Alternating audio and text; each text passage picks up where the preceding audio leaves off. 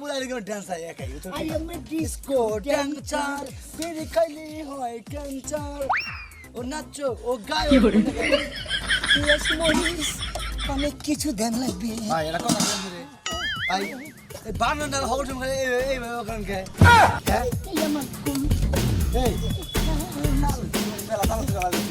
তালা এইরকম দেখি দেখি দেন স্যার এখন শুরু করেন স্যার আমি